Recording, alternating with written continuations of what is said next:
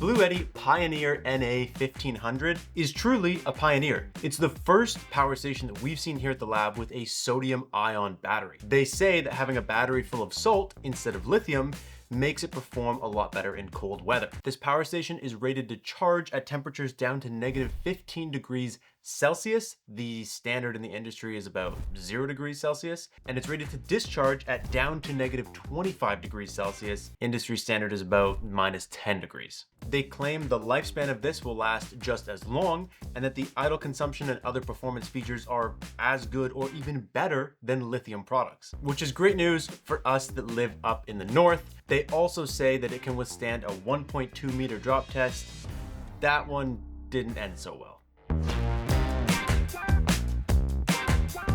So welcome back to the lab where our opinions cannot be bought. Sodium batteries are not new technology by any means, but it's only the last few years that we've seen it kind of get mature enough to be adapted into consumer things like a power station. It seems to have been something that people have been talking about a lot over the last year, and our best guess is that this is going to become quite a popular technology going into the future. Like I said, it's supposed to have the same lifespan and the same performance, but perform even better in cold temperatures. The main trade-off with a sodium battery is the size. If you take a look at a smaller Bluetti, this has a 900 watt-hour battery. This one has a 1024 watt-hour battery. This power station has a 1500 watt inverter, and this one has an 1800 watt inverter. This one's just a little bit bigger in both areas. It's one of Bluetti's newer units, but if you look at the size difference between these two, this one's dramatically smaller because LiFePO4 batteries are more energy dense, so you can basically get more power into a smaller cell.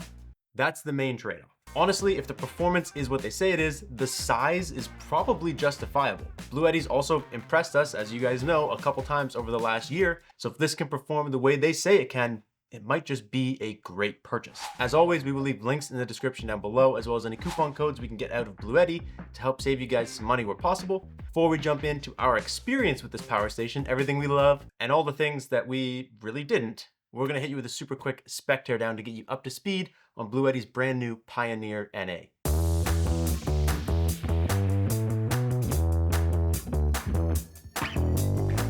First up, this little thing passes the tiny baby lift test. It only weighs 35 pounds, but that's another example of it being a pretty big unit considering it's only 900 watt hours. The battery on this power station is not expandable, and it is of course sodium ion, not lithium iron phosphate. It has a 1500 watt inverter, and in terms of getting power into this power station, you can plug it into a regular house outlet in your home and charge it up to 1400 watts. It also has a max of 500 watt solar input, so not super high, but you can still charge it with solar in about 2 hours. Looking at the plugs and ports on this guy, you have 4 120 volt house plugs right here on the front. Seems to be pretty standard for Bluetti. This unit actually has the wireless charger on the top, which is really nice.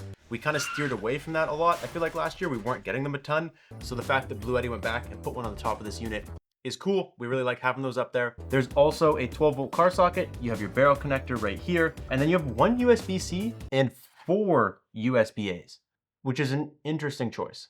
The only other plugs on this are a little ground screw and your AC charging plug right here on the side. Otherwise, there's not a whole lot to this power station. Everything is forward facing. Pretty nice design. It looks like a traditional Bluetti unit. It's just blue, which kind of goes with their name. And of course, traditional things like the screen. Classic Bluetti screen tells you everything you need to know, nothing more, nothing less. Their app works, it's actually pretty good. It's a little bit slower than some of the other name brand apps on the market, but it still works and does everything you want it to. And right now, with our discount code, you can pick this thing up for $759 bucks.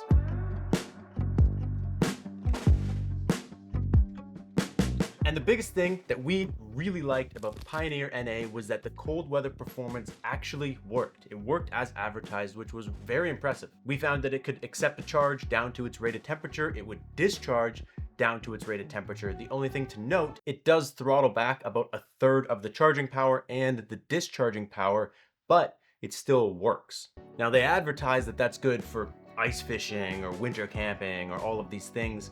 The reality I think most of us are gonna like that for is that if you have a cabin, or you put this in your garage, or you leave it in your car, when you pull it out, it's gonna work. Health and Safety left his F3000 in his car. He showed up to his cabin expecting to be able to plug things in, get his cabin warmed up and ready to go because he doesn't go up there all the time. When he showed up, the F3000 was so frozen that nothing worked. He had to literally thaw it out before he could actually use it. So that's where I see this being handy, is like, I tend to leave my power stations in the garage. If we're getting bad weather, I pull it into the house to make sure it's warm so that it'll work when I need it. So I think if you leave this at a cabin, or you leave it in your shed, or you leave it in your garage, being able to use it immediately is huge. The winter camping and the ice fishing and all that stuff is a bonus. It's a classic Bluetti design, but it's a good design. All of the plugs are forward facing except the AC charging. So if you have this in the back of your car, or it's under a bunch of crap, or it's even on a shelf somewhere, you don't have to pull it out to plug things into the back and front and all the sides. You can access everything, including your solar charging, right here from the front, which is really cool. It's got nice rubber handles. Not the nicest, but they are nice. Like, they don't hurt, they're not awkward. It's got really good rubber feet. We've noticed some power stations lately, like when you go to plug a cord into it, the feet are getting so cheap that you just push it across the table when you go to plug something in. So this one, like, you can actually put some good pressure on it. It's like it's got winter tires for feet. I like that. I like you a lot. And honestly, the color is kind of cool. It's getting really boring seeing all these power stations come through the lab, and I mean, maybe that's a thing for us because we do a lot of testing, we see a lot of these units. All the power stations are the same. They're all the same gray, black, boring color. This one pops. It's actually visually appealing. It's a nice color choice. Overall, we think Bluetti did a good job with the look and feel of this unit. Like I mentioned, it has a wireless charger on top, which we love. And the last thing is the performance. In our testing, this thing actually performed really, really well. It was 86% efficient. It charged from empty to full in about 1 hour and 3 minutes. The surge test was good. The sound test was fine. It's classic fans on both sides. They're like computer fans. You can hear them, but it's not super loud. The UPS worked, the solar input worked, and the idle test was even better than they advertised. And they advertised some pretty aggressive numbers on their website. The AC inverter being on, so if you just press this button, all these plugs now have power at them, but you're not using it. Maybe you have a sump pump plugged in, or something that charges periodically, needs power every once in a while, but not all the time, like a fridge. This just sitting here idling with the AC inverter on used about 8.6 watts every hour. They advertised 9 watts every hour. So it's kind of cool when you get something and you test it and it's better than advertised. I feel like for years, power station companies have been advertising things that are almost unachievable, and 8.6 watts is really good. That means if you had this going, it would last about 4.5 days just sitting there on, which is better than a lot of other units have to say for themselves. It was not perfect though. And the biggest thing that we found that we didn't like about this unit was that it advertises a 1.2 meter drop test. Tailgate is just less than 1 meter off the ground. And of course, we had to throw it off the back of the tailgate to do a classic drop test. What happens if you're pulling something out of the bed of your truck and you accidentally knock this thing out of the back of your truck? The answer is...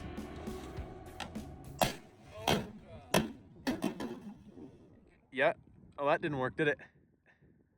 Thankfully, these little plastic pieces on the front, none of the clips broke, but we had this thing in the house for days leading up to that. We brought it out, put it on the tailgate, knocked it off. If this unit was cold, we all know plastic loves to explode, a lot more damage would have been done.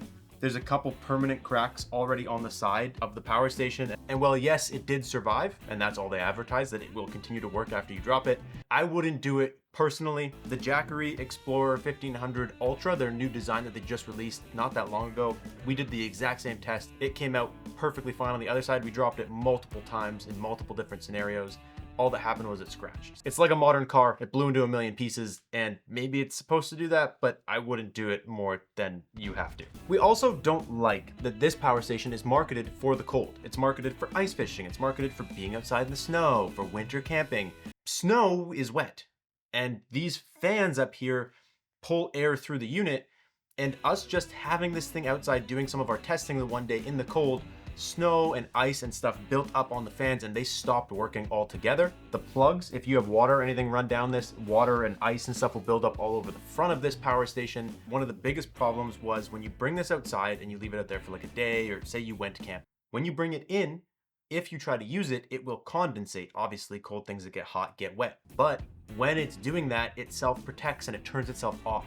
So we actually had to let this thing sit for about 24 hours. We reached out to Bluetti and they confirmed that's probably what's happening, which kind of goes against the whole being able to leave it in your garage thing. If you were to use it outside, that wouldn't be a problem.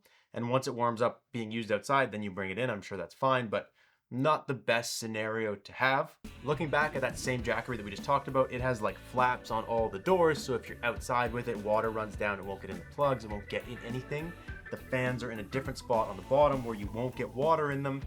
Basically, if you had adapted some of those Jackery designs and this battery, you would have a perfect power station. We also don't love that there's 4 USB-As and 1 USB-C. In 2026, pretty much nothing has a USB-A anymore. Almost everything you buy comes with a USB-C. So having USB-As is great if this was 5 or 6 years ago, but nowadays it's like almost nothing I buy brand new is gonna be able to plug into the front of this. And I'm gonna need to use a adapter plug here, which is gonna use way more power than if I was just running straight off the DC plugs. And the final thing that we don't love about this is, again, it's kind of a smaller unit meant for camping and taking it around with you. It only has 1 solar input. It's only a low solar input. It's a 500 watt input in general, so it's not that big. But when you're camping, it's nice to sometimes have 2 100 watt panels or 2 200 watt panels. And having only 1 plug here means you have to buy extra adapters and all that stuff to get it condensed into 1 port. Most power stations have multiple ports on it, so you can just plug 2 200 watt panels in and go about your day. So that's just a little thing. If you're gonna take this around with you and use it the way it's intended to be used, you might find that that's a little bit restrictive.